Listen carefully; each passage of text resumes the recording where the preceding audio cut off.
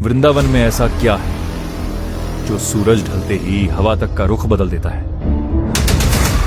क्यों निधिवन के पेड़ रात के अंधेरे में गोपियां बन जाते हैं और सुबह फिर पत्थर की तरह जम जाते हैं? क्या सच में राधा कृष्ण हर रात रंग महल में आकर विश्राम करते हैं,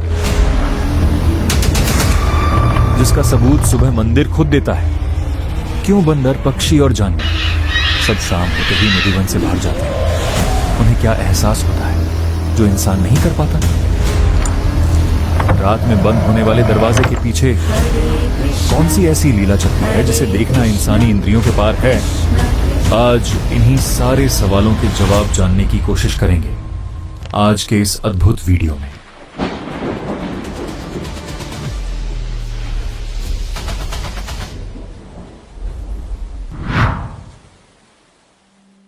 क्या आपने कभी किसी ऐसे नगर के बारे में सुना है जहां भगवान कृष्ण कहते हैं, मैं वृंदावन कभी छोड़कर नहीं जाता। वृंदावन एक ऐसा धाम जहां का इतिहास, अध्यात्म और रहस्य एक साथ सांस लेते हैं। यहां एक विश्वास है कि राधा कृष्ण की लीला सिर्फ पुरानी नहीं, आज भी हर रात चलती रहती है। लेकिन वृंदावन का सबसे बड़ा रहस्य छुपा है निधिवन के अंदर। क्या है निधिवन? एक वन या एक दिव्य मंडल जहां रात को कुछ ऐसा होता है जो इंसान आंख बर्दाश्त नहीं कर सकती, जहां प्रवेश करते ही लगता है जैसे पेड़ पौधे आपको देख रहे हो। कहा जाता है ये तुलसी के पेड़ असल में गोपियां हैं जो रात को लीला में शामिल होती हैं।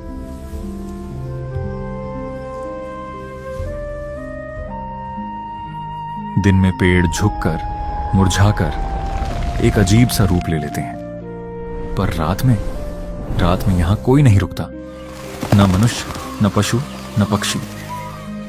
जानवर भी इस वन से क्यों भागते हैं? उन्हें क्या दिखाया जाता है? जैसे ही शाम होती है निधिवन बिल्कुल खाली हो जाता है। भक्त, पुजारी सब मंदिर बंद करके चले जाते हैं। पड़ोस के घरों की खिड़कियां तक ईंट से बंद कर दी जाती हैं। कोई भी अंदर झांकने की हिम्मत नहीं करता। क्यों? क्या हो जाता है यहां रात में? कहते हैं राधा कृष्ण स्वयं आते हैं और होती है महारास, गोपियां जो पेड़ों का रूप धारण किए होती है, भ्रम के सिर झुकने वाला नृत्य करती है। कोई इंसान, कोई कैमरा, कोई मशीन क्या दृश्य को देख नहीं सकती?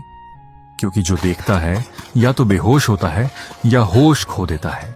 इसीलिए यहां रात भर सिर्फ एक ही साथी संचार करता है, दिव्यता। जो भी अंदर गया वापस आया तो या अंधा था या बेबस। कहते हैं मनुष्य की इंद्रियां कृष्ण का नृत्य रूप देख ही नहीं सकती। कुछ लोगों ने कैमरे छुपाकर रिकॉर्ड करने की कोशिश की। सुबह कैमरा मिला, पर उसमें सिर्फ एक चीज थी, चका देने वाली सफेद रोशनी। ये रोशनी थी या दिव्य तेज। निधिवन के अंदर है रंग महल, जहां राधा रानी के शयन के लिए पलंग सजाया जाता है। पान, लड्डू, पानी का कलश, दातुन सब रख दिया जाता है। फिर मंदिर बंद हो जाता है। लेकिन सुबह जो होता है वो समझ से परे है। पलंग बिखरा हुआ होता है, जैसे किसी ने सच में विश्राम किया हो। कलश का पानी आधा गायब, पान आधा खाया हुआ, लड्डू आधे खाए हुए, नीम का दातुन इंसानी तरह से छब्बा हुआ। मंदिर में न बिल्ली जा सकती है न बंदर। तो फिर ये सब कौन करता है? वृंदावन की लीला को दुनिया तक पहुंचाने वाले थे स्वामी हरिदास। कहा जाता है वे ललिता सखी के अवतार थे। वे निधिवन में वीणा बजाकर कृष्ण को बुलाया करते थे। एक दिन भक्त ने कहा, स्वामी के हम भी दर्शन करना चाहते हैं। स्वामी ने प्रार्थना की और प्रकट हो गए राधा कृष्ण। उनका तेज इतना था कि कोई देख नहीं पाया। स्वामी ने कहा, प्रभु, भक्तों के लिए एक मूर्ति दे दो। तब राधा और कृष्ण एक स्वरूप में मिल गए और प्रकट हुए बांके बिहारी। यह मूर्ति किसी शिल्पकार ने नहीं बनाई, यह स्वयं प्रकट हुए। उनकी आंखों में इतना प्रेम है कि दृष्टि से ही भक्त बेहोश हो जाए। इसलिए बिहारी जी के दर्शन में पर्दा लग जाता है। कहा जाता है एक राजकुमारी उन्हें देखकर ऐसी बह गई